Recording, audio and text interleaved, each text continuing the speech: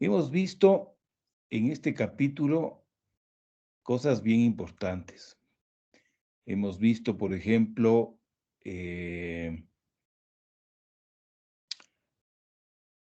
cuáles son las manifestaciones de una lesión ocupativa a nivel de la silla turca, los efectos que resultan de una compresión de las estructuras vecinas.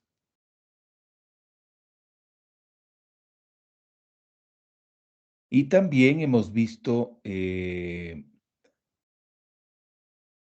cómo se deben evaluar estas lesiones, ¿no es cierto? A través de estudios de imagen, cuando sea del caso, estudios neurooftalmológicos, especialmente con macroadenomas.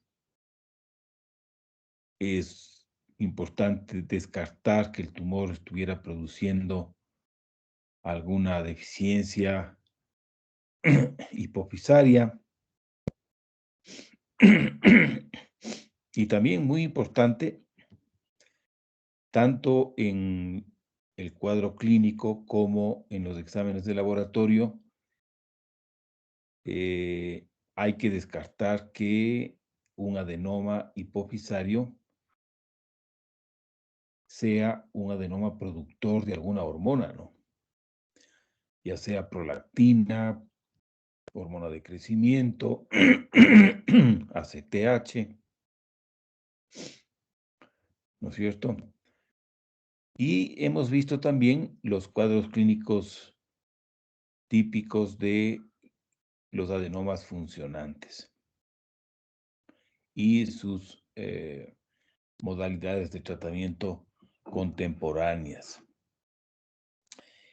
Y en esta clase vamos a revisar, es algo realmente corto, sobre los adenomas pituitarios no funcionantes, que como vimos al comienzo de este seminario, son los adenomas, después de los prolactinomas, son los más frecuentes, ¿no? Hay inclusive series que han demostrado que los adenomas pituitarios no funcionantes, capaz que inclusive son más frecuentes que los prolactinomas, ¿no es cierto?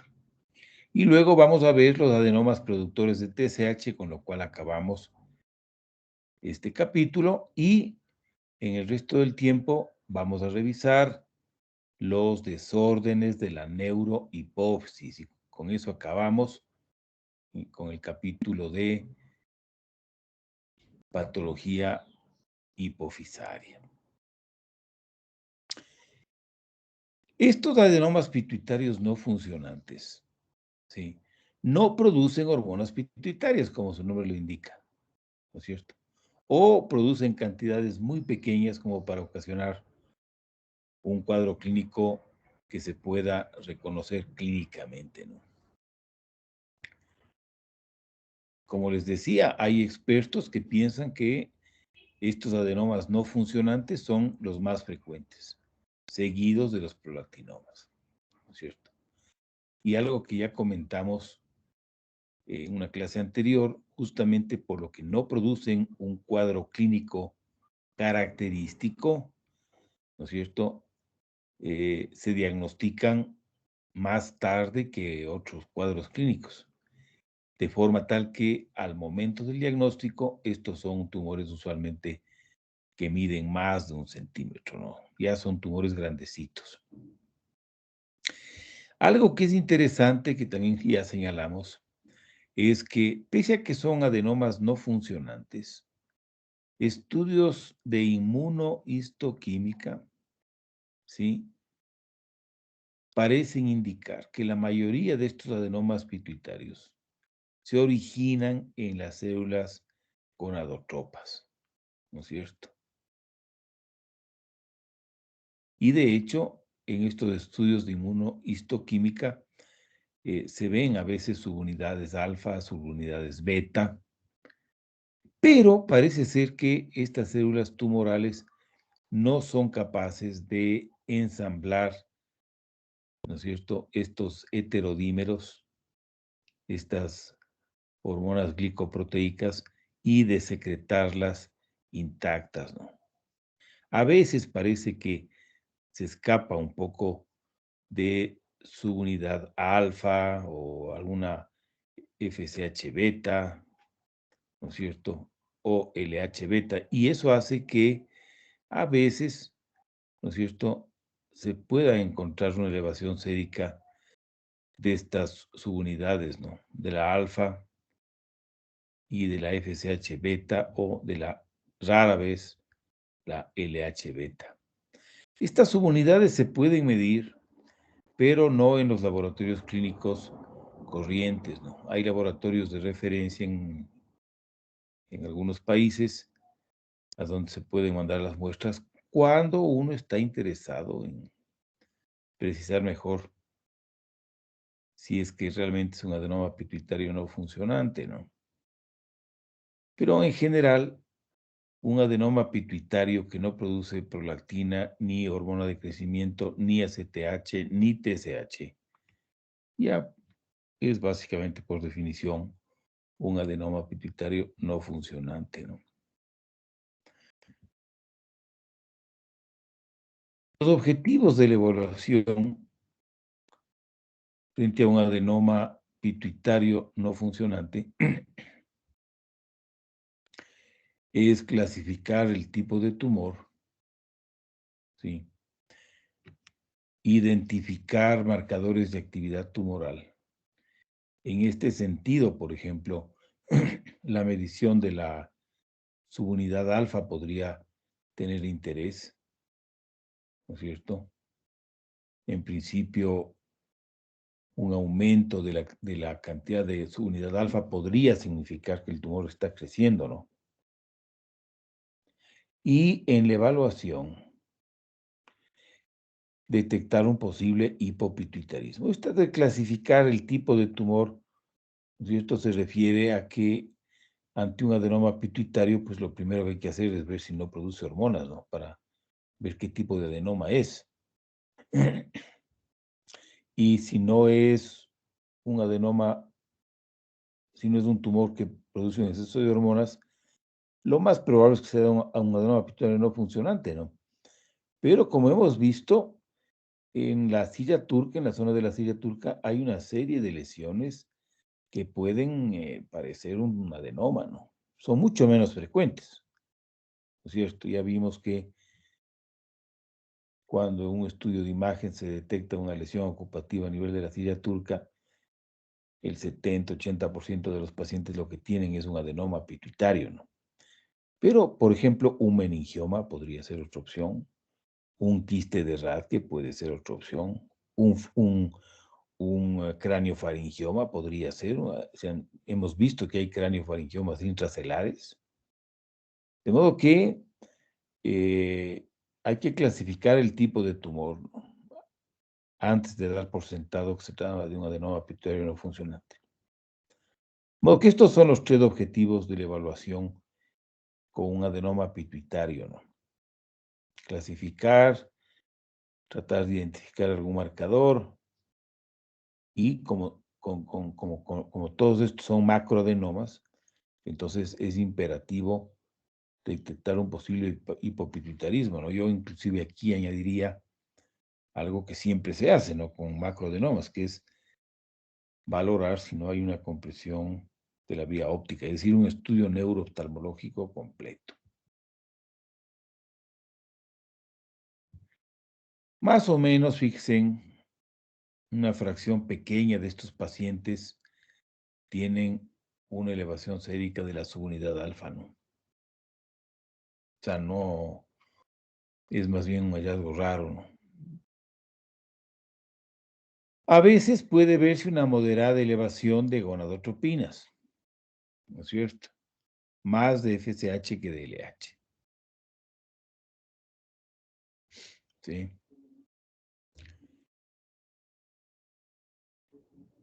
En los varones, uno puede confundirse, hay que tener atención, un buen endocrinólogo tiene que pensar en esta posibilidad, porque digamos que el adenoma pituitario produce un adenoma pituitario no funcionante produce hipogonadismo, o sea, una disminución de la función testicular por compresión de la hipófisis. Entonces, el paciente va a tener un adenoma pituitario, un macroadenoma, y va a tener disminución de la testosterona. Pero puede ser que el nivel de LH se encuentre normal o alto, ¿no es cierto? Si el nivel de LH está alto, entonces nos podemos confundir con un hipogonadismo primario. Entonces, este es el punto de este aspecto, ¿no? Hay que tener cuidado, ¿no es cierto? Hay que tener cuidado. Una disminución de la testosterona con una LH alta, que sugiere un hipogonadismo primario, rara vez podría ser un adenoma pituitario no funcionante que consigue secretar un poquito de LH, ¿no?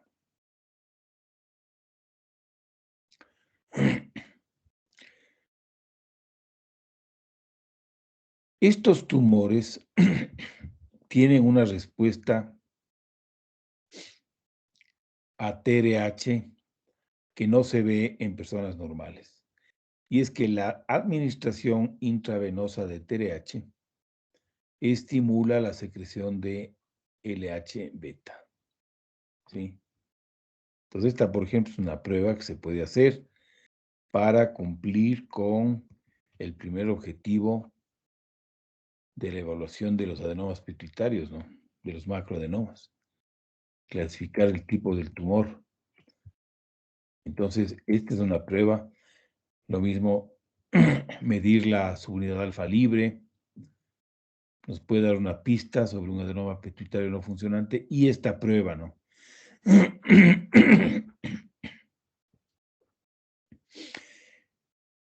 Estos nos pueden dar pistas de que se trata de un adenoma pituitario no funcionante y no de otro tipo de lesión, ¿no es cierto? Es importante el caracterizar bien el tipo de tumor con el que estamos tratando, porque entonces se conoce la historia natural y ya más o menos uno puede predecir qué es lo que va a pasar, ¿no? No es lo mismo tener un cráneo faringioma intracelular o un meningioma intracelular que un adenoma pituitario no funcionante, ¿no? No es lo mismo. Entonces siempre hay que hacer lo posible por cumplir con este criterio, ¿no? Clasificar el tipo de tumor.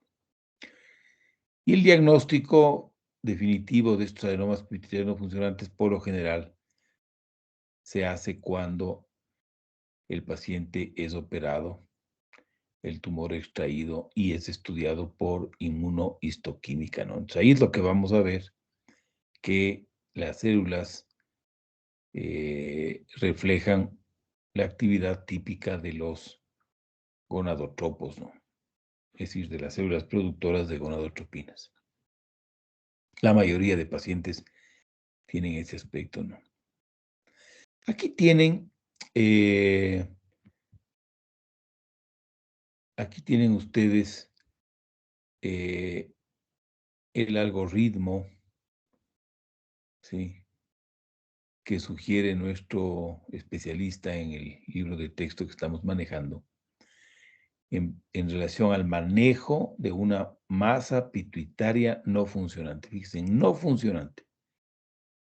Quiere decir que ya hemos hecho estudios para ver, ¿no es cierto?, si esta masa pituitaria es un adenoma funcionante, ¿no? Ya hemos descartado un prolactinoma, hemos descartado un adenoma productor de hormona de crecimiento, hemos descartado un adenoma productor de ACTH, ¿no es cierto? Acuérdense en que no siempre vamos a encontrar el cuadro clínico extenso, ¿no?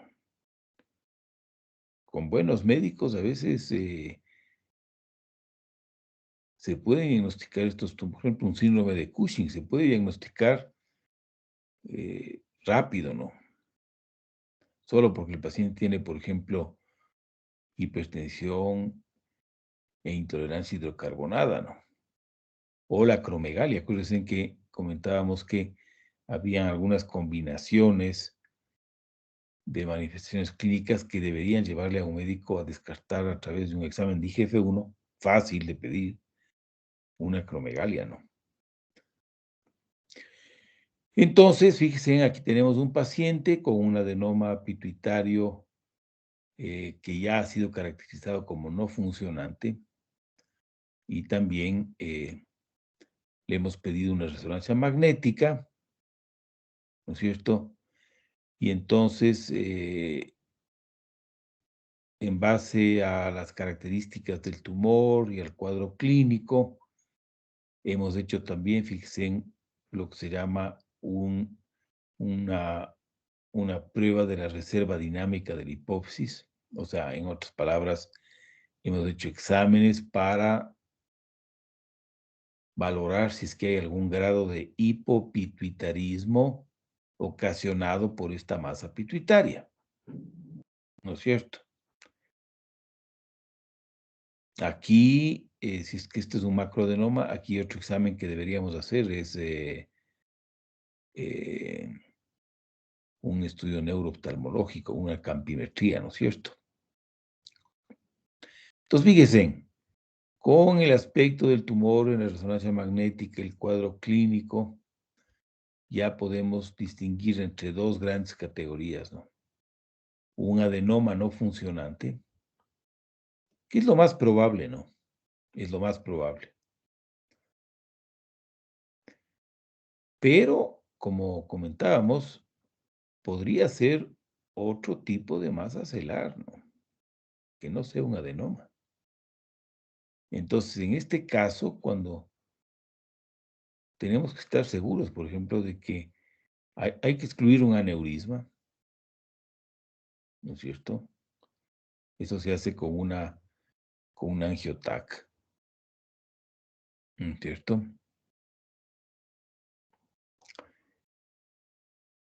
Y si es que nosotros hemos llegado a la conclusión de que se trata de una masa que no es un adenoma, entonces probablemente hay que operar para tener un diagnóstico histológico, ¿no? Y luego de la cirugía habrá que hacer una resonancia magnética de seguimiento. Es posible que el tumor requiera una terapia específica, por ejemplo, radioterapia o alguna terapia sistémica, y como consecuencia de esta valoración de un posible hipotiroidismo, hipopituitarismo, pues habrá que ver si es que el paciente necesita un reemplazo hormonal. Pero lo más probable es que sea un adenoma no funcionante, ¿no? Si el paciente tiene un microadenoma, no hay que operar.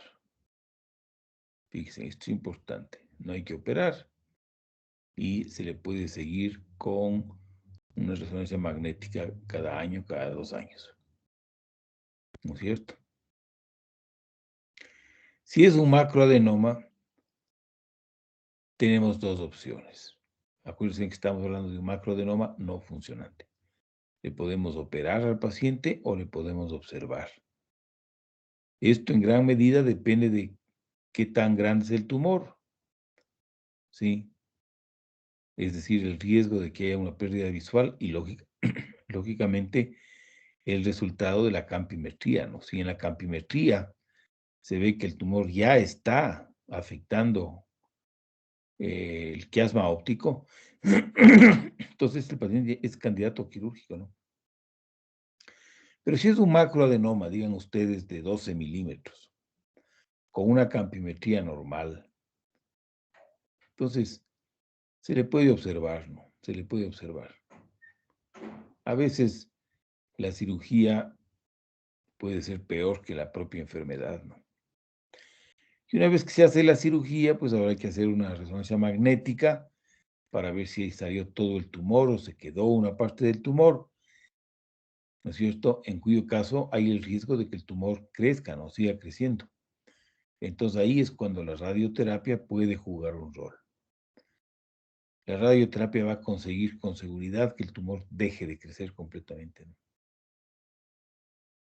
Y habrá que ver si es que también hay que darle al paciente un tratamiento hormonal para corregir algún grado de deficiencia hipofisaria. Entonces, fíjese, este algoritmo integra bastante bien lo que hemos estado viendo en este capítulo, ¿no? Y finalmente vamos a revisar el caso de los adenomas secretores de TSH, que comentábamos que son los adenomas más raros, ¿no? Y efectivamente son adenomas muy raros, ¿no? Muy raros. Y se caracterizan por ser con frecuencia grandes y con invasión local. Es decir, invaden al seno cavernoso usualmente, ¿no? ¿Cuál es el cuadro clínico? El paciente tiene un bocio, hipertiroidismo, es decir, una elevación de T4 y de T3, y la TSH está normal o aumentada. Esto es lo que ustedes no pueden jamás pasar por alto, ¿no? La inmensa mayoría de hipertiroidismos, digamos el 99.9%, son hipertiroidismos primarios, ¿no? Primarios, es decir, que hay un problema en la tiroides. Y en ese caso, la TSH está suprimida, ¿no es cierto? De modo que cuando ustedes encuentren un paciente hipertiroideo con TSH normal o peor todavía aumentada, ustedes ya saben que ahí hay un problema central, ¿no es cierto? Y efectivamente piden una resonancia magnética y con seguridad van a encontrar un macroadenoma hipofisario, ¿no? Invasivo. Eso es, digamos, lo típico, ¿sí? A ustedes como médicos generales, lo que se les pide es que nunca dejen pasar esta combinación, ¿no? Nunca dejen pasar esta combinación. Esta combinación indica que hay algo central que puede ser serio, ¿no? De operación. Fíjense, muchos pacientes tienen una elevación de la subunidad alfa y de la subunidad beta de TSH. Esto se puede medir en laboratorios de referencia, pero no en los laboratorios clínicos comunes. Pero se puede medir, ¿no es cierto? Y es una prueba que sirve para descartar, ¿no es cierto?, el principal diagnóstico diferencial que tiene esto, que es el síndrome de resistencia a las hormonas tiroideas. Claro que en el síndrome de resistencia no se ve un tumor pituitario, ¿no? Aquí no se ve un macroadenoma. Pero digamos, en principio, bocio más elevación de las hormonas tiroideas, más una TSH normal o aumentada, ¿no es cierto? Puede ser también un síndrome de resistencia a las hormonas tiroideas, que son cuadros autosómicos dominantes y la inmensa mayoría se deben a mutaciones en, en el receptor beta.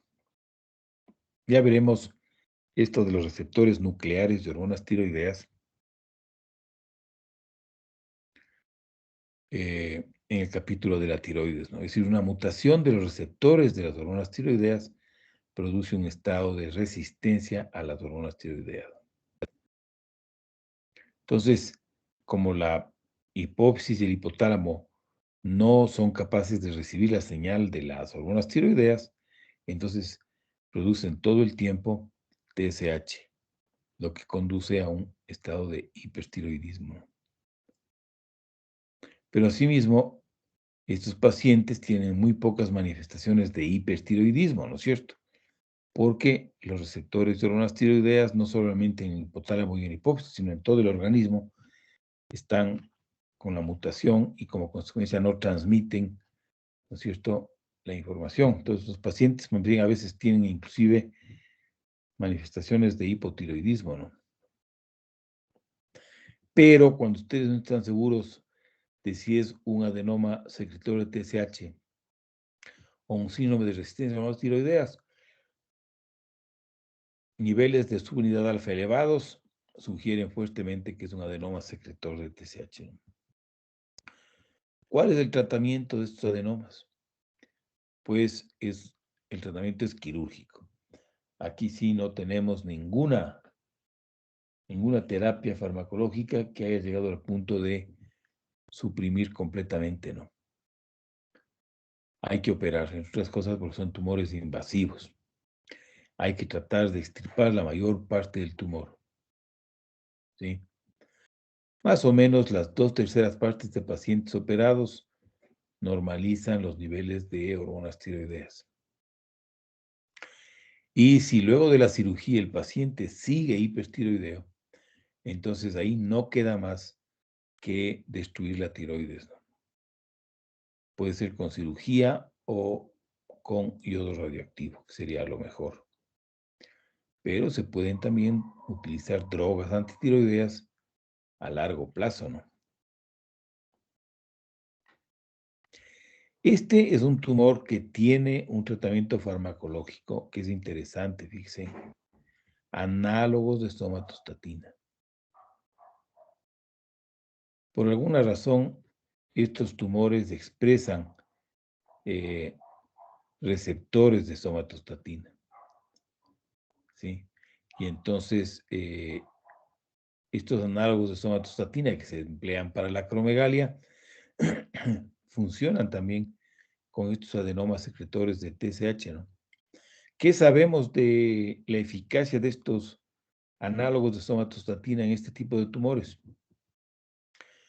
Pues pueden normalizar la hipersecreción de TSH y su unidad alfa, pueden reducir el tamaño del tumor en la mitad de pacientes, pueden mejorar los campos visuales en un 75% de pacientes y pueden producir hipotiroidismo por supresión de TSH. Fíjense qué interesante. De modo que este es un fármaco que puede ser muy útil en el manejo de estos pacientes, ¿no?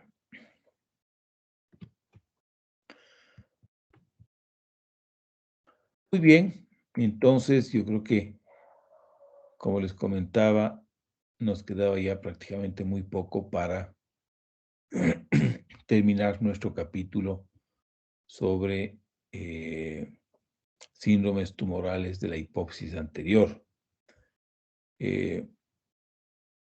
Quisiera saber si hay alguna pregunta en relación a este tema.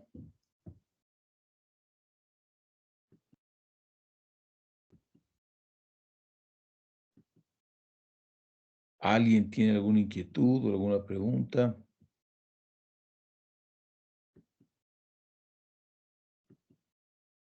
Bueno, si no hay ninguna pregunta, entonces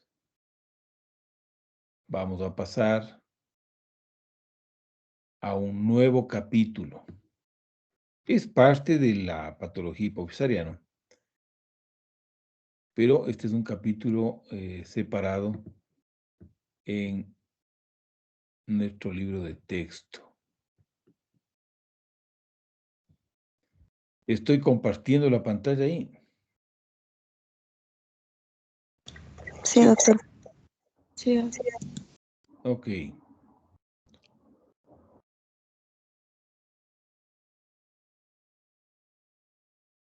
Sí estoy compartiendo, ¿no? Perdón que les pregunte otra vez. Sí, doctor. Perfecto. Bueno, entonces vamos a entrar al capítulo de desórdenes de la neurohipófisis. Aquí básicamente lo que vamos a ver son las enfermedades que afectan a la hormona antidiurética. Y antes de entrar en materia, vamos a revisar ciertos conceptos fisiológicos que son claves para comprender qué pasa cuando hay una deficiencia o un exceso de hormona antidiurética, ¿no?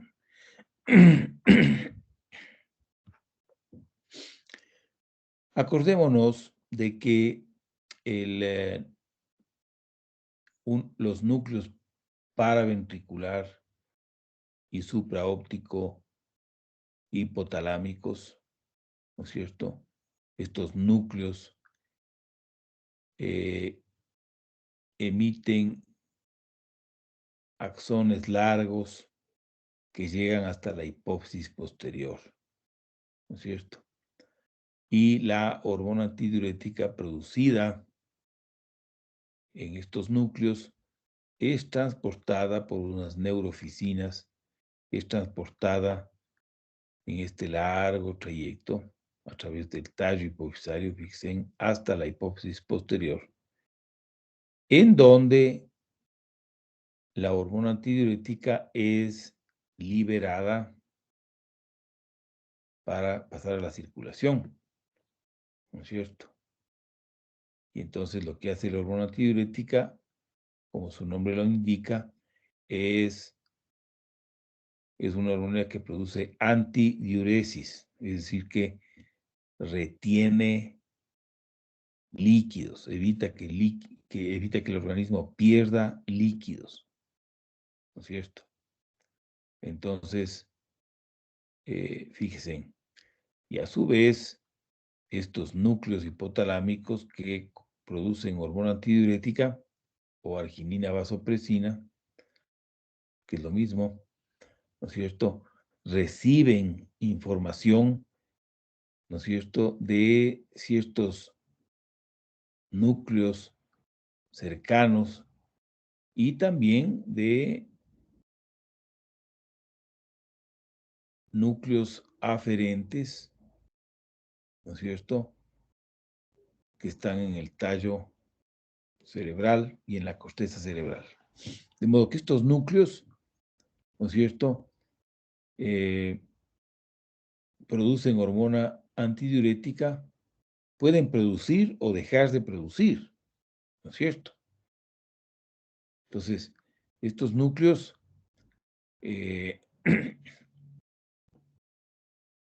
se prenden o se apagan, digamos, dependiendo de las necesidades del organismo, ¿no? Entonces, estos núcleos reciben información. Ya vamos a ver un poco más de este detalle. Y estos núcleos hipotalámicos integran esas señales y estimulan la liberación de hormona antidiurética o dejan de producir hormona antidiurética, de acuerdo a lo que el organismo necesite, ¿no? Entonces, fíjese en lo que dice nuestro libro de texto, ¿no?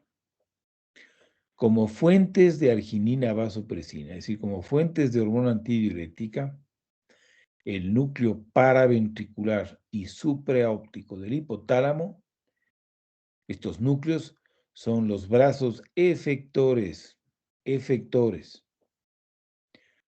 de la regulación central, estamos hablando de la regulación hipotalámica, de la regulación central. ¿De qué?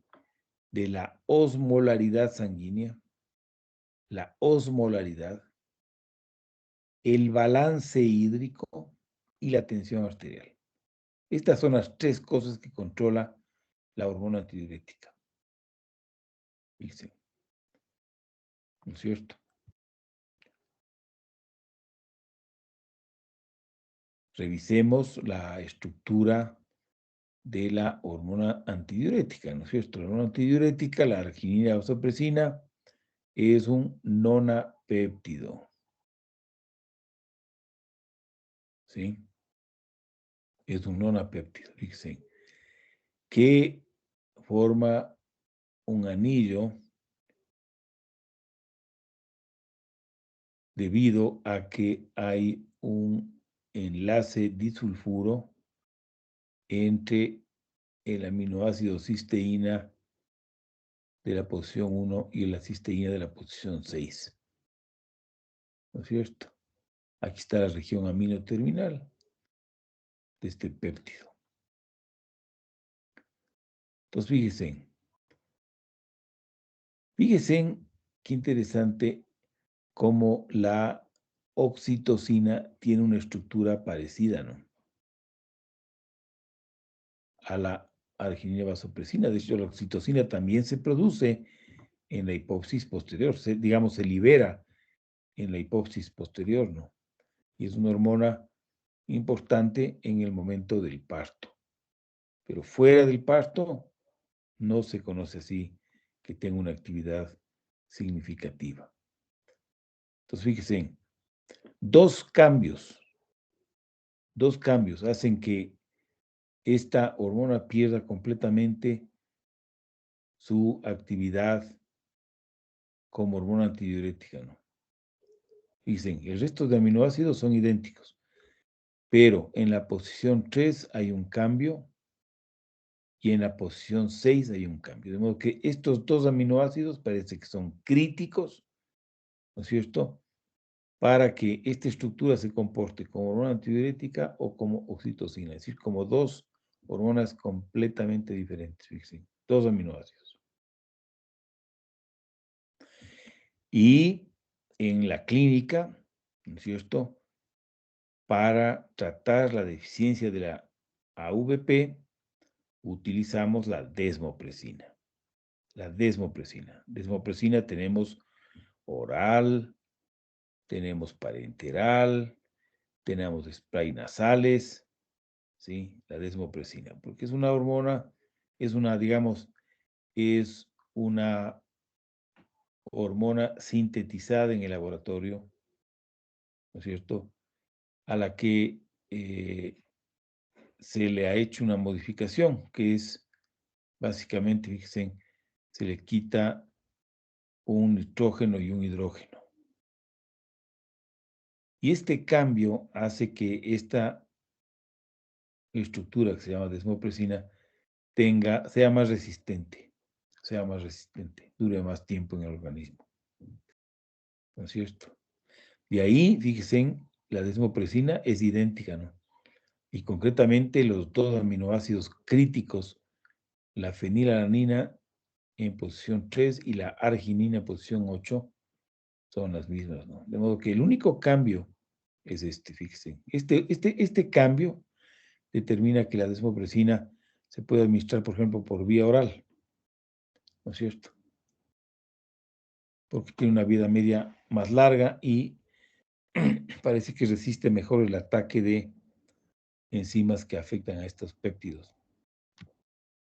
Lo que la AVP es un nonapéptido, ¿no?, sintetizado en núcleos hipotalámicos. Entonces, aquí está lo que comentábamos, ¿no? Este es un modelo esquemático del control regulatorio a nivel de la neurohipófisis, concretamente las neuronas del núcleo paraventricular y del núcleo supraóptico. Estos son los dos núcleos en donde están las neuronas magnocelulares que producen arginina vasopresina, ¿no? Fíjense, estas hormonas, estos núcleos celulares, estos núcleos hipotalámicos, estas son neuronas, ¿no es cierto?, que sintetizan, fíjense, aquí está la imagen del RNA mensajero, que en los ribosomas traduce el código genético en un código de aminoácidos. Y el ribosoma ensambla esa secuencia, esos nonapéptidos, y la hormona antidiurética intacta es transportada a través de axones largos que pasan por el tallo hipofisario hasta la neurohipófisis, en donde son estas vesículas que contienen hormona antidiurética son liberadas, ¿no?, al plasma. Ya vamos a ver cuál es el mecanismo de acción que hace la hormona antidiurética a nivel del riñón. Entonces les decía que estas neuronas hipotalámicas reciben influencias de diferentes partes, ¿sí? Pero especialmente reciben señales aferentes, fíjense, aferentes, que se dirigen hacia las neuronas hipotalámicas, ¿no es cierto? Osmoreceptores, ¿sí? Hay una serie de osmoreceptores, ¿sí? Especialmente en el hipotálamo anterior, ¿sí? Aquí están, se conocen algunos, estos son probablemente los más importantes. Estos son centros que están midiendo o están sintiendo la osmolaridad plasmática, ¿no? Entonces, cuando la osmolaridad plasmática baja, ¿no es cierto? Estos osmoreceptores mandan una descarga negativa, una señal negativa. De modo que estas neuronas dejan de liberar hormona antidiurética. Si los osmoreceptores detectan un aumento de la osmolaridad plasmática, entonces activan una señal aferente de estimulación y entonces se libera hormona antidiurética. Fíjense. Entonces los controles de la osmolaridad plasmática están situados a nivel central. En el hipotálamo anterior, muchos de ellos. ¿No es cierto?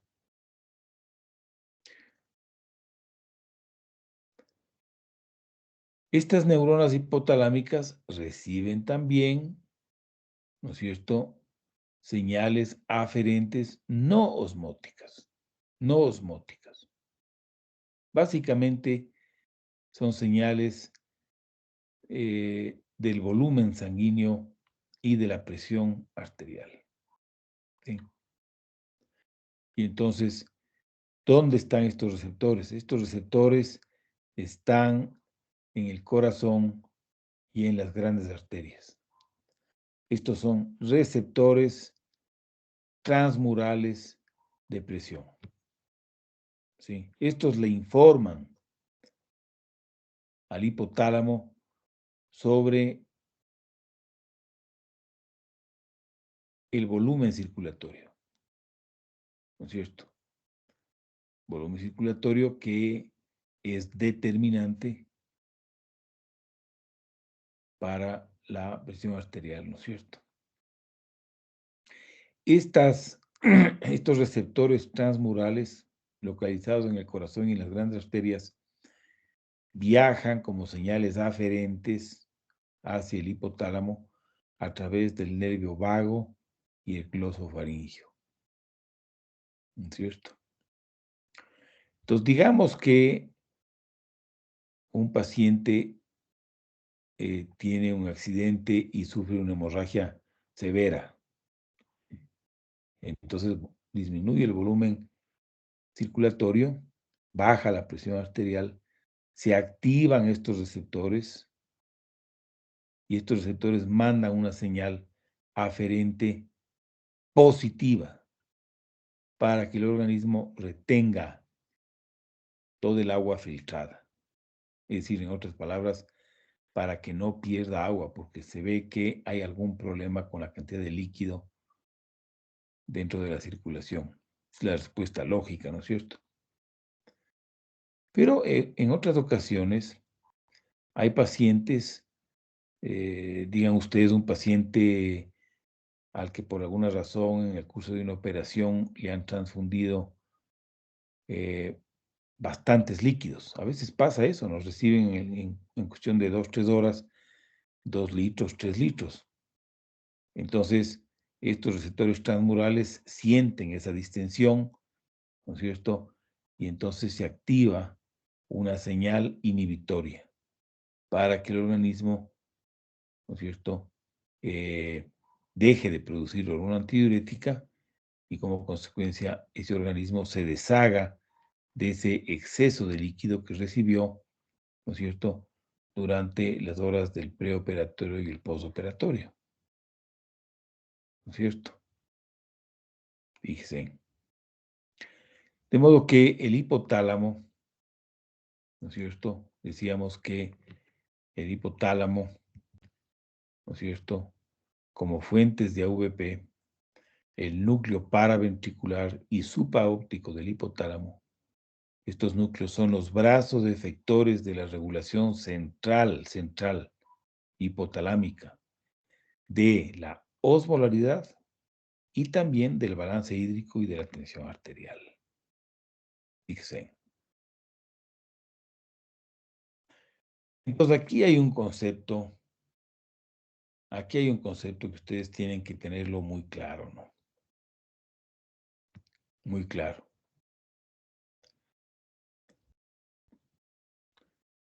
A ver, la liberación de arginina vasopresina ocurre en respuesta a cambios de osmolaridad o de disminución del volumen o de la presión sanguíneos.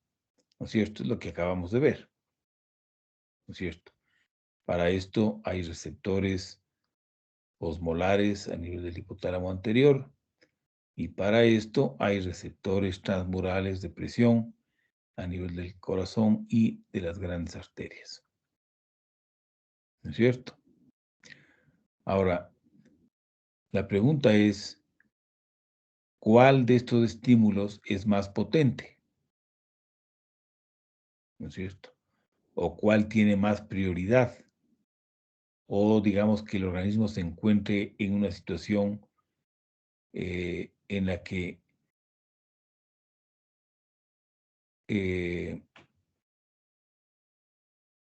haya una contradicción, ¿no?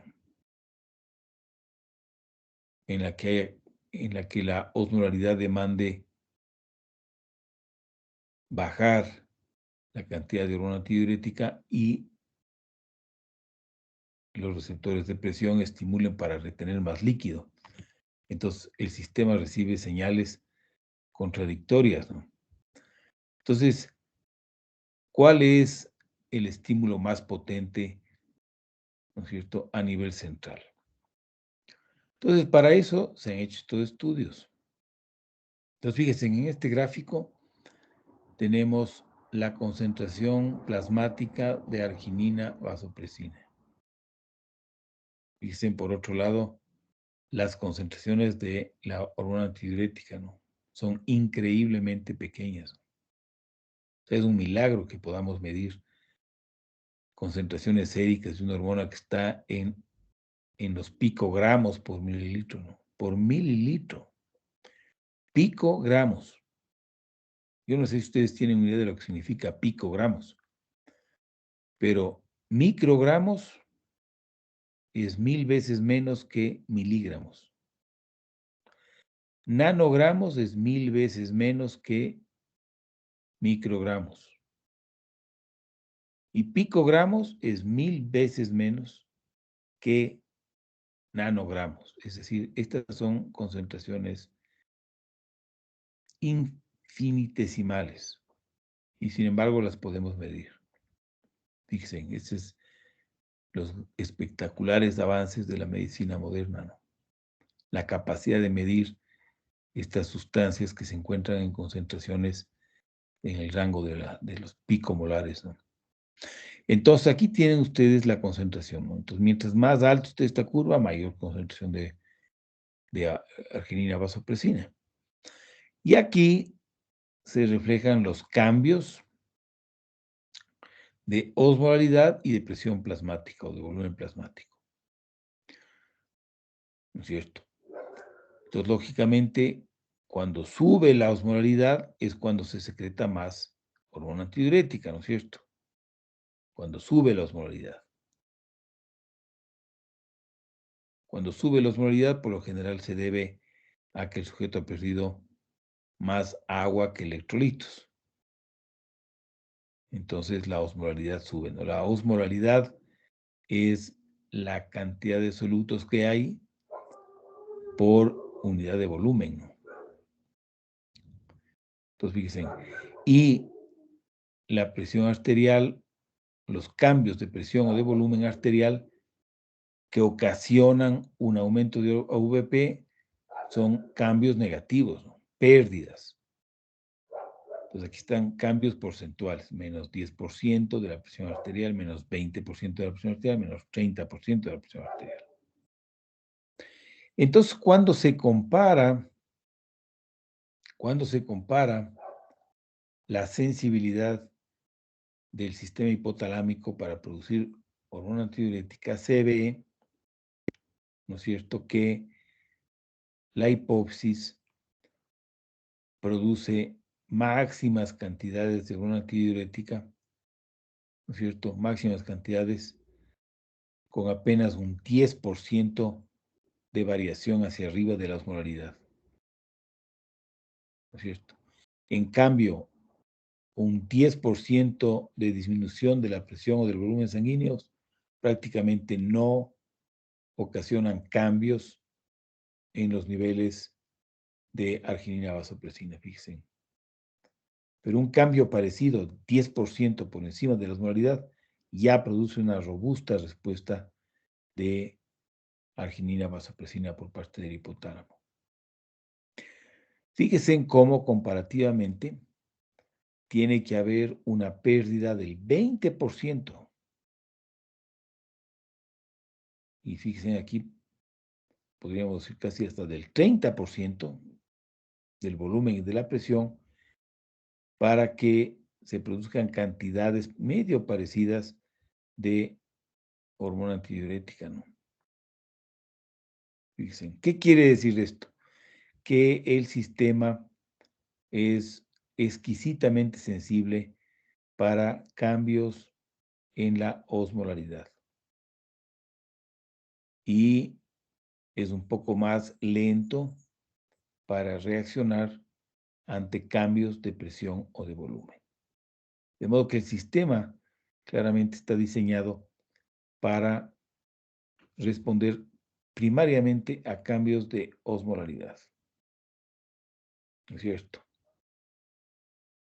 Pero cuando los cambios de presión o de volumen son importantes, entonces el sistema también reacciona aumentando la cantidad de arginina vasopresina.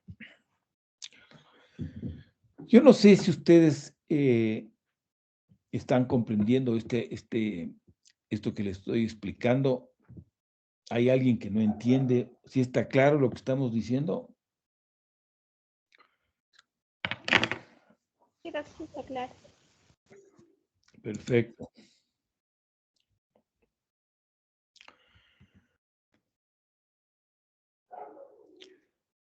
En lo que hace relación al control de la osmolaridad de la arginina vasopresina, de la osmolaridad, ¿no es cierto? No del volumen ni de la tensión arterial, sino de la osmolaridad, ¿no es cierto? El sistema se encuentra en equilibrio cuando la concentración, cuando la osmolaridad plasmática está alrededor de 280. Alrededor de 280 miliosmoles por litro, lo que equivale a una concentración de sodio de 135 miliequivalentes por litro de sodio. ¿No es cierto?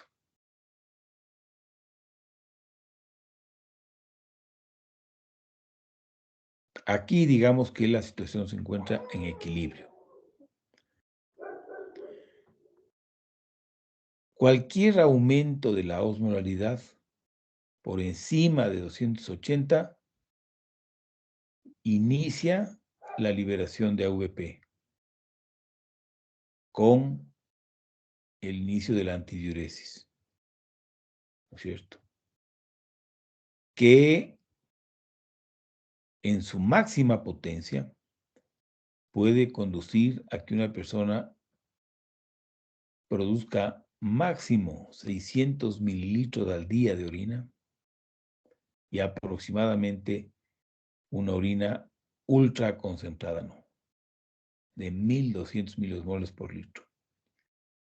Esto es lo que se puede conseguir ante situaciones de producción máxima de arginina vasopresina. Más o menos se conoce que ya con 10, inclusive con poco menos, peor, con 15, ya se produce una máxima antidiuresis. Fíjense en que en ausencia de hormona antidiurética, ¿no es cierto? Es decir, perdón, con concentraciones máximas de AVP, el organismo no puede dejar de perder aproximadamente 600 mililitros diarios, ¿no es cierto? Y esto se debe a que el riñón necesita eliminar los desechos metabólicos, ¿no es cierto? Y a lo máximo que se puede llegar es a diluir esos desechos metabólicos en un mínimo de 600 mililitros más o menos. Entonces es una especie de pérdidas obligatorias, ¿no?, que tiene el riñón todos los días por su trabajo de una orina máximamente concentrada, ¿no?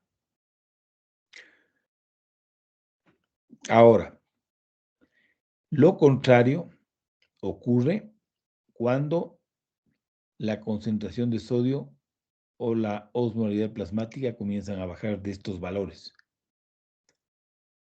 Cuando comienza a bajar la osmolaridad plasmática o el sodio plasmático, ¿no es cierto?, se produce una supresión de AVP,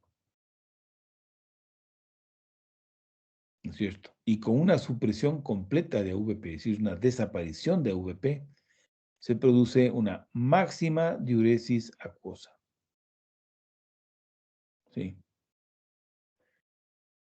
Se conoce que en los seres humanos la ausencia de arginina vasopresina ocasiona una pérdida de aproximadamente 20 litros de agua al día, de orina. Una orina que está máximamente diluida, es decir, 50 miliosmoles por litro. Fíjense.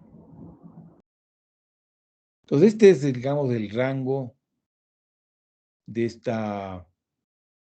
este sistema, ¿no? Este sistema puede trabajar concentrando la orina y evitando que el riñón pierda líquidos hasta un mínimo de 600 mililitros diarios.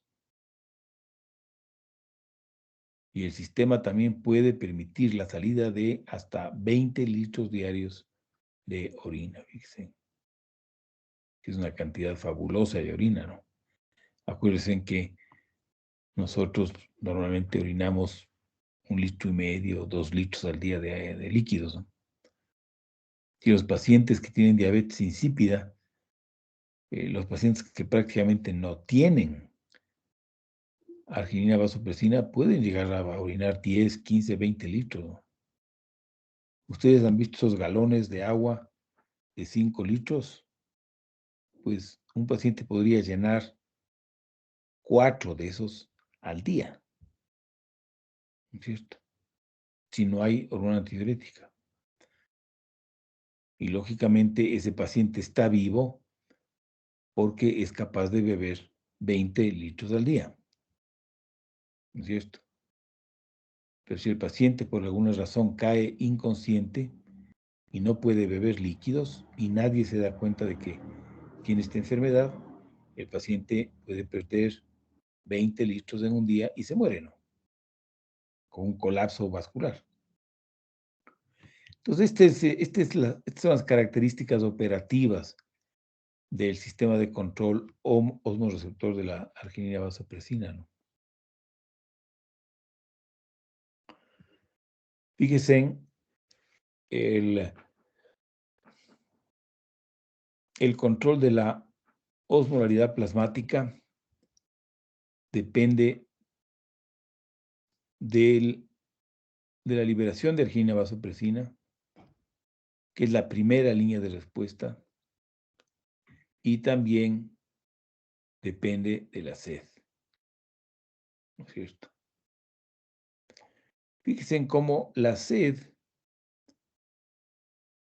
o sea, la concientización de que hay que tomar agua, ¿no es cierto? Estos mismos osmoreceptores que están en el hipotálamo anterior mandan señales nerviosas, estímulos eléctricos a la corteza que nos hace ser conscientes de que necesitamos tomar líquidos. Eso es lo que llamamos la sed, ¿no es cierto? En las mismas circunstancias en las que le piden al organismo que produzca más arginina vasopresina, ¿no? Entonces, fíjense, el dintel aproximado para la liberación de AVP es, como ya vimos, 280 miliosmoles por kilogramo. Fíjense, ¿no es cierto?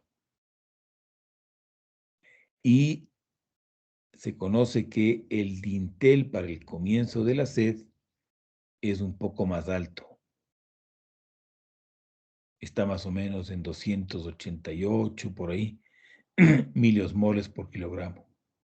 Fíjense. De modo que la sed es un segundo mecanismo a través del cual el organismo evita que la osmolaridad suba demasiado. La sed. Pero la sed funciona a un dintel más alto que la concentración de AVP, ¿no es cierto? Entonces, fíjense, las personas que tienen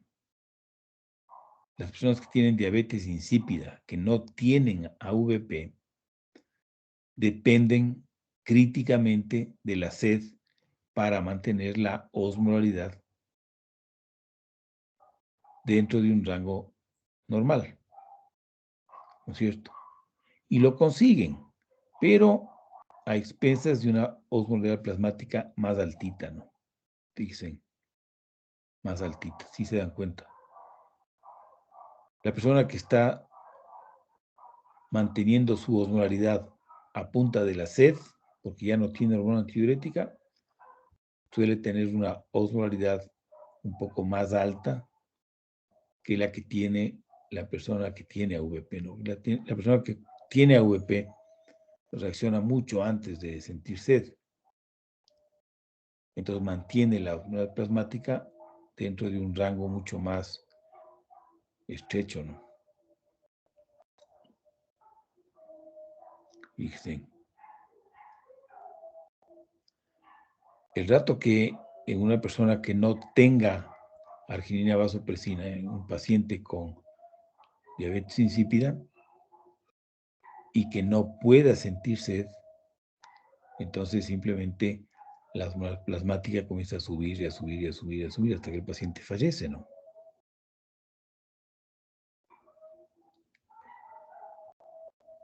Fíjense, esta es una linda gráfica que ilustra cómo la sed es un segundo mecanismo de defensa contra el aumento de la osmolaridad, ¿no? Contra el aumento de la osmolaridad. Y ahora vamos a ver cómo funciona la hormona antidiurética a nivel del riñón, ¿es cierto? Ese péptido, ese neuropéptido producido en el hipotálamo, que es liberado en la hipófisis posterior, en la neurohipófisis, viaja a través del plasma sanguíneo para interactuar con un receptor específico, que es el receptor de hormona antidiurética, se llama también receptor V2, que es un receptor del tipo GPCR, con 7 dominios transmembrana, ¿no es cierto? Un dominio extracelular que contribuye a reconocerle a la arginina vasopresina como ligando, y la activación de la proteína G-alfa, que activa a la adenilato ciclasa para producir AMP cíclico. De modo que la unión de AVP con su receptor, ¿sí?, en las células principales de los túbulos colectores aumenta la concentración intracelular de AMP cíclico. ¿Sí? La concentración aumentada de AMP cíclico, ¿no es cierto?, produce dos efectos. Una mayor síntesis de acuoforina 2 y también las acuoforinas preformadas son reinsertadas, ¿sí?, en el lado apical de las células principales de los tubos colectores. El lado apical es por donde está pasando la orina, la luz de los túbulos está aquí, ¿no es cierto?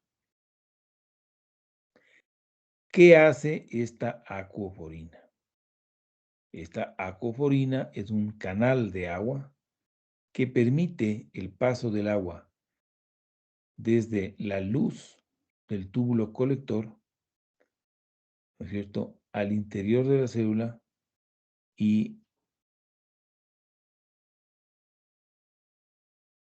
al espacio extracelular, y de ahí al plasma, ¿no es cierto? Entonces, estas células principales de los conductos colectores son normalmente impermeables al agua, si es que no hay acuoforina. Eso es lo que pasa cuando hay deficiencia de arginina vasopresina en una diabetes insípida, que las acuoforinas están en el citoplasma y en muy poca cantidad. Entonces, esta membrana apical es impermeable al agua, de modo que la orina pasa de largo, no se retiene, ¿no es cierto? Ustedes han visto, esta acuoforina es una proteína bastante común. Ustedes saben cuál es la diferencia entre membranas membranas semipermeables y membranas impermeables, ¿no es cierto? Las membranas semipermeables son las que permiten el paso del agua entre dos compartimentos que tienen diferente osmolaridad, y el agua por lo general pasa del compartimento de menor osmolaridad al de mayor osmolaridad, ¿no es cierto? O sea que el de mayor osmolaridad atrae el agua. Pero esas membranas semipermeables, que son un tipo especial de membranas que solamente permiten el paso del agua entre dos compartimentos que tienen diferente osmolaridad, ¿no es cierto? Esas membranas son semipermeables porque tienen acuoforinas. Entonces, el efecto de la arginina vasopresina en el riñón es aumentar la expresión de acuoforinas, convirtiéndole a la membrana apical de las células principales en membranas semipermeables, que dejan pasar el agua, ¿no es cierto? Eso está clarísimo, ¿no es cierto? Fíjense en que son acuoforinas 2, ¿no?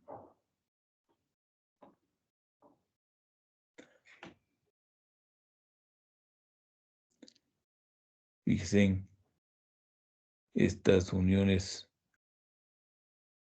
estrechas que hay hacia el lado apical, ¿no es cierto? Y hay otros tipos de acuoforinas que dejan salir el agua que ha entrado a través de las acuoforinas 2, ¿no?, al espacio intersticial y de ahí directamente al espacio plasmático. Ahora, como les decía, estas membranas que, gracias a la presencia de las acuoforinas, se convierten en membranas semipermeables que permiten el paso del agua siempre y cuando haya una diferente osmolaridad, ¿no es cierto?, entre la luz del túbulo, digamos, aquí está la luz del túbulo, por aquí pasa la orina, pero para que el agua pueda salir a través de las acuaforinas, en el otro lado de las células, es decir, si estamos viendo esta imagen, aquí hay dos imágenes de esta imagen, la médula o el intersticio medular del riñón tiene que ser hipertónico, ¿no es cierto? Para que esa hipertonicidad es la que chupa el agua, es la que arrastra el agua, ¿no es cierto? Entonces, para que el riñón pueda retener agua a través de la arginina vasopresina, tienen que darse dos cosas. Primero, tiene que haber arginina vasopresina para que la membrana inserte acuoforina 2 y esta membrana se convierta en una membrana semipermeable. Y segundo, la médula renal, que es donde están estos tubos colectores, la médula, no la corteza, la médula, ¿no es cierto?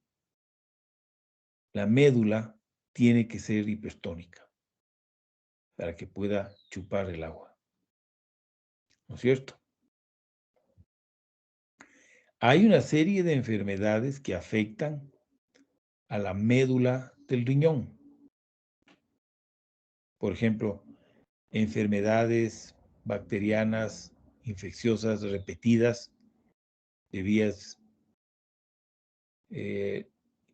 urinarias pueden producir episodios de pielonefritis que afectan especialmente a la médula del riñón y eso puede hacer que la médula acabe con grandes áreas de fibrosis y entonces la médula tiene problemas para mantenerse hipertónica, ¿no es cierto?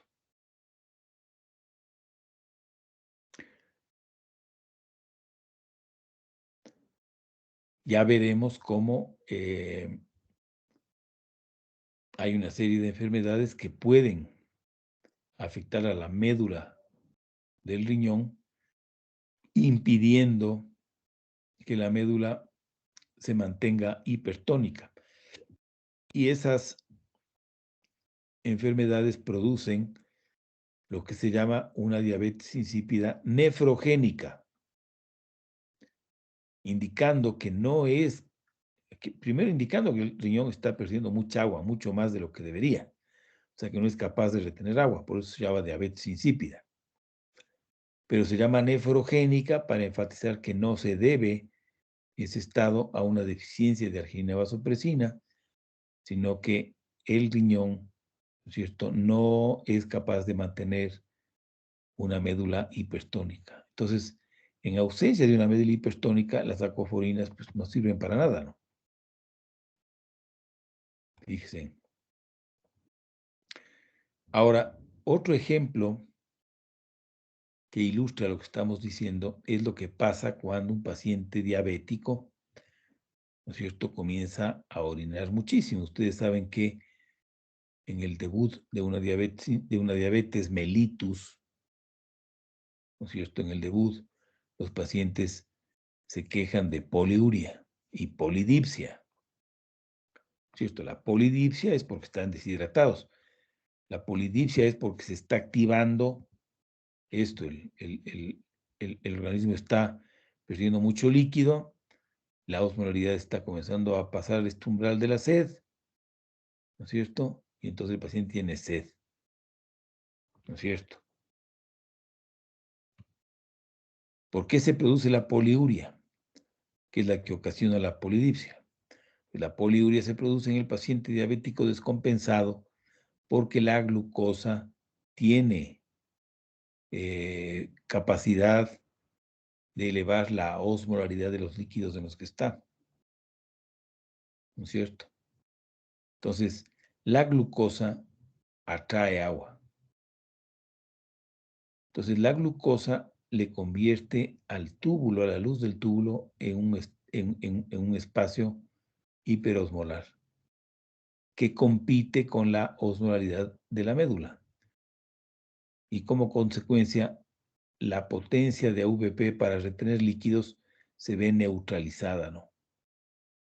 ¿Por qué? Porque aunque la médula chupa líquidos, el interior del túbulo se mantiene hiperosmolar y también chupa líquidos. Entonces, son dos fuerzas que se contraponen. Entonces, el poder de hormona antidiurética disminuye, ¿no? Fíjense en cómo estamos hablando de fisiología y de fisiopatología puras en este rato, ¿no? Es el conocimiento de estas bases de fisiología y de fisiopatología, ¿no es cierto?, lo que marca la diferencia entre un médico que sabe lo que está haciendo y un médico que funciona con el piloto automático, ¿no? Es decir, que no sabe los mecanismos, ¿no es cierto?, de las enfermedades. Y entonces, como consecuencia, receta como que fuera una receta, sin una receta de cocina, ¿no? Sin saber los mecanismos fisiopatológicos y fisiológicos de los procesos, ¿no? Entonces, esa es la primera parte de lo que hay que saber sobre el efecto de la hormona antidiurética. O sea, en resumidas cuentas, para que la hormona antidiurética funcione, ¿no es cierto?, la médula del riñón tiene que ser hipertónica. Ahora, ustedes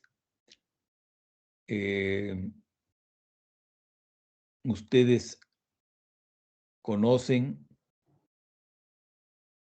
de qué forma el riñón mantiene la médula hipertónica. A ver, les pregunto. A ver, por ejemplo, Francisco Javier Ramírez, ¿está por ahí? Sí, Doc, buenos días.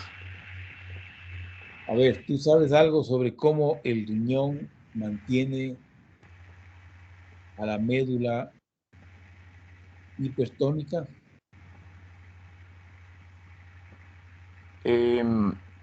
Recuerdo los estímulos que provocaban esto. Tal ¿Cómo vez que los era estímulos? el estrés.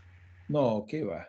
No, o sea, digo, el estrés a lo que se eran sometidas las células, tal vez por una hipoperfusión. No, ¿qué va?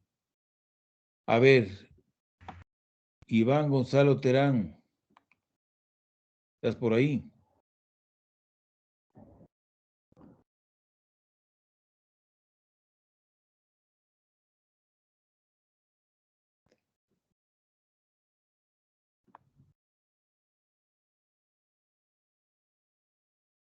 A ver, Génesis Nayeli, ¿está por ahí? ¿Aló? Ay, no, vale. A ver, Génesis Nayeli, ¿está por ahí? Ajá, ¿Aló? Doc, pero sí, Doc. ¿Sabes o no sabes? No, Doc. ¿No ves? Ahí está. Ahí está. Ya están llegando a séptimo semestre y tienen huecos en la fisiología de procesos que son esenciales. A ver, Josué Israel Aldaz. Doc, yo creería que era por las concentraciones de sodio y potasio más el bicarbonato que tiene para hacer las contrasportaciones, cada célula en la médula. No, no tiene nada que ver. No lo sé, Doc. Bueno. Bueno, pues entonces vamos a dejarlo una tarea. Hoy mismo voy a subir una tarea en la que ustedes, para resolver esa tarea, se van a ir al libro de Fisiología de Guyton y vamos a revisar qué dice el Tratado de Fisiología de Guyton sobre el mecanismo a través del cual el riñón mantiene a la médula hiperosmolar. Yo sí sé perfectamente, pero me parece que no estaría bien que ya les diga. Y entonces, bueno, pondrán atención a esa tarea.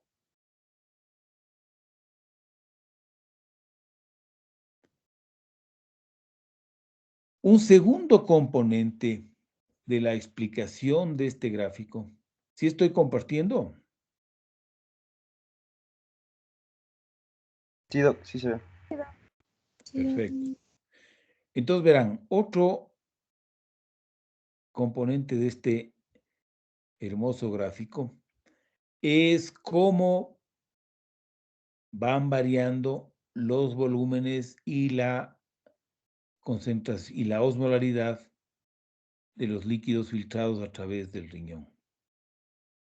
Entonces ahí comprendemos cuál es el efecto de la hormona antidiurética. Fíjense, el riñón filtra al día más o menos 180 litros diarios, 180, con una osmolaridad aproximada de 290 miliosmoles por kilogramo. ¿No es cierto? Esa es la osmolaridad plasmática. Se filtran 180 litros diarios. Ya estamos viendo que si una persona no tiene una antidiurética, ya sabemos que, acuérdense que decíamos esto, ¿no? Que en ausencia de arginina vasopresina, una persona podría perder 20 litros al día. En otras palabras,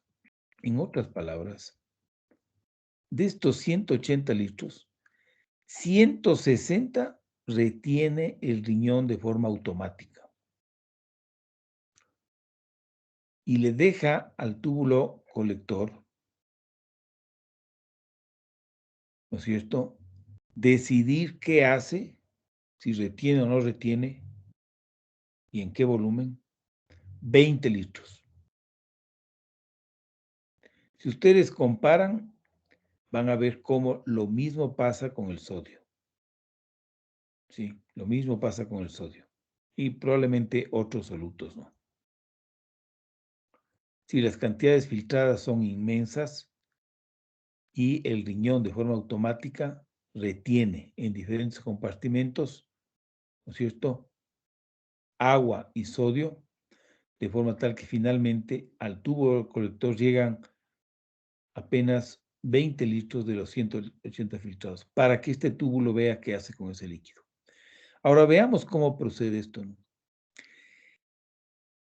Al final del túbulo contorneado proximal, en el que ha ocurrido una salida de cantidades parecidas de agua y de sodio, llegan más o menos 36 litros. Fíjense qué interesante, ¿no? O sea, los túbulos contorneados proximales reabsorben aproximadamente 144 litros de agua al día. Fíjense. Ese es el rol que tiene el tubo contorneado proximal. Y según se ve, reabsorbe cantidades parecidas de agua y sodio, de modo que la osmolaridad, cuando el líquido sale del tubo contorneado proximal, es igual al líquido que se filtró, igual al plasma. No ha habido cambios de osmolaridad. ¿No es cierto? La orina entra en el asa de Henle, ¿no es cierto? Y hay un segmento en el que se reabsorbe principalmente agua, más agua. ¿No es cierto? Según se ve, cuando el líquido sale del asa de Henle, salen más o menos 24 litros al día. Quiere decir que en el asa de Henle se han reabsorbido 12 litros en 24 horas. Y también se reabsorbe sodio, ¿cierto? Se reabsorbe sodio.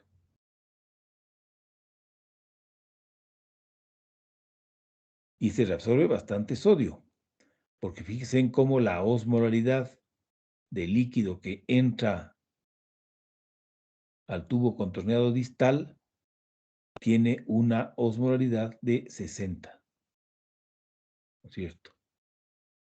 Quiere decir esto que se ha reabsorbido más sodio que agua, ¿no es cierto? Para que la osmolaridad baje de 290 a 60, quiere decir que aquí se reabsorbió activamente bastante sodio, ¿no? Bastante sodio. Aquí es donde actúan los famosos diuréticos de asa, fíjense, que impiden la reabsorción de este sodio. Y por eso son diuréticos, ¿no? Porque el sodio arrastra agua y produce diuresis. De modo que fíjense, todos los días llegan al tubo contorneado distal 24 litros de agua, con una osmolaridad bastante baja. En el tubo contorneado distal es en donde funciona la aldosterona, ¿sí? Donde funciona la aldosterona. Y aquí es donde sale bastante sodio, ¿no es cierto? Y más o menos unos 4 litros de agua al día de agua, pero principalmente sale sodio. Y aquí es donde trabaja la aldosterona, ¿no es cierto? De modo que cada día llegan al tubo contorneado proximal aproximadamente 20 litros, con una osmolaridad que es una osmolaridad prácticamente cero. Es decir, es casi agua pura. Fíjense, es agua pura. Y normalmente el riñón retiene esos 20 litros, o retiene poco menos unos, digamos, 17, 18 litros, dependiendo de cada persona y de los líquidos que haya consumido, ¿no es cierto? De forma tal que el riñón finalmente, digamos, en un caso promedio, pierde aproximadamente 1 litro de agua al día. Esto es agua pura. Esto es un agua que prácticamente no tiene sodio ni electrolitos, ¿no? Es agua pura. En medicina se dice agua pura, ¿sí? Free water, agua pura. Entonces, fíjese, en el sistema tiene dos partes, ¿no? Retiene de forma automática 140 y pico de litros, le deja al tubo colector que reabsorba lo que necesite, aunque normalmente el tubo colector, gracias a la hormona antidiurética, retiene el 90% de este líquido, ¿no? Y deja escapar solamente 1 litro, 2 litros diarios de orina. Entonces, cuando la persona está en un estado de hipotensión severa por pérdida de líquidos, por una hemorragia, por una diarrea severa, la hormona antidiurética se vuelve clave para que el riñón no pierda esos 20 litros de orina, que llegan acá de cualquier forma, ¿no? Si no fuera por la hormona antidiurética, esos 20 litros se pierden. Y como ustedes comprenderán, en un paciente que está profundamente deshidratado por una diarrea severa o por una hemorragia o por una pérdida sanguínea o por un tercer espacio intestinal, por una quemadura, ese es un organismo que necesita urgentemente retener esos 20 litros, ¿no? Porque si pierde esos 20 litros se muere. Entonces, fíjense, ese es el papel de la hormona antidiurética como un regulador del volumen plasmático, ¿no? Del volumen plasmático. Entonces, fíjense, ahí lo vamos a dejar con esta introducción. Yo creo que ya vamos a comprender mejor, ¿no es cierto?, cuáles son las consecuencias de una deficiencia de hormona antidiurética, y luego pasaremos ya a aspectos clínicos y terapéuticos de la deficiencia o el exceso de hormona antidiurética. No sé si hay alguna inquietud o alguna pregunta en este punto. Caso contrario, lo cerramos y nos veríamos el próximo día viernes. ¿Hay alguna pregunta o todo está claro?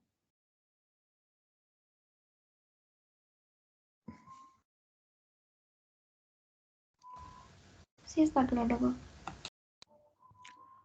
Bueno, pues entonces ya hemos corregido la última tarea. Lastimosamente, bueno, prácticamente todo el mundo tiene 20 porque no era ninguna cosa del otro mundo, pero hay 2 estudiantes a quienes se les ha calificado de 0 porque es evidente que una tarea es copia de la otra o viceversa. Y como yo no sé quién copió a quién, los 2 tienen 0. No voy a decir los nombres por respeto, pero que sepan estos 2 estudiantes que están registrados y les vamos a seguir la pista. Es una vergüenza que a esta edad se permitan hacer ese tipo de fraudes, ¿no? Ese tipo de fraude. Es la mentalidad que conduce a la corrupción que nos tiene ahorcados en el país. Esa es la actitud. En el fondo, eso es, ¿no? Bueno, si no hay más novedades, nos vemos el próximo viernes. Que tengan una semana activa y bien estudiada.